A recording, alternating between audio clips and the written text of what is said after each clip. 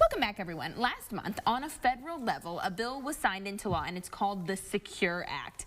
So the Secure Act stands for Setting Every Community Up for Retirement Enhancement Act.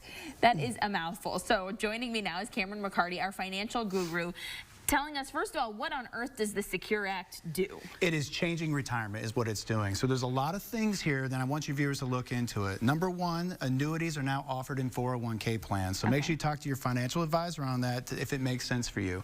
Two, required minimum distributions. For retirees that turn 70 and a half, they had to take an RMD, and if they didn't do it, it's a 50% penalty. It's now pushed to age 72. Three, they can contribute to a traditional IRA past 70 and a half now, where they stopped it then, not including Roth.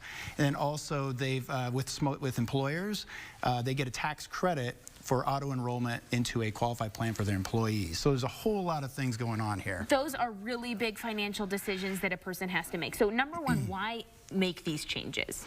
And are they good or are they bad? It can go both ways, because there's one that I think is bad, and the first one is stretch IRAs. They have eliminated that, where a beneficiary who, let's say you had an IRA for mom and dad, it passed to you, you could take out and stretch that tax.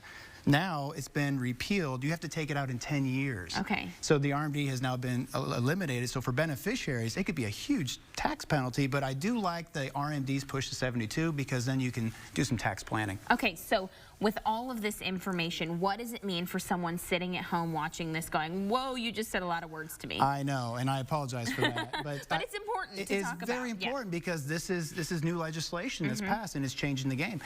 The big thing that I want them to do is, first off, sit down with your financial advisor and say, hey, what does this mean for me?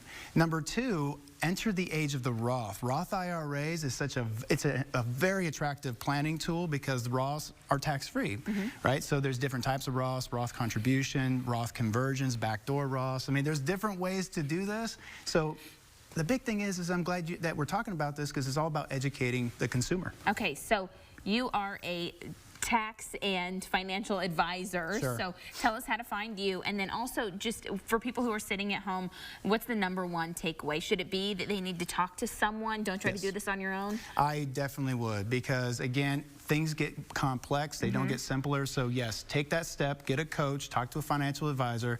If you want to learn more about it, go to our website if you would like to. It's vividtaxadvisory.com. You can also find us on Facebook. And they've got great tools on there for anyone. You don't have to be using your services. No, they don't. It's all educational. Okay, great. Cameron, thank you so much. As always, we appreciate you being here. Thank you. We'll take a short break, and we'll have a final check of your forecast right after this.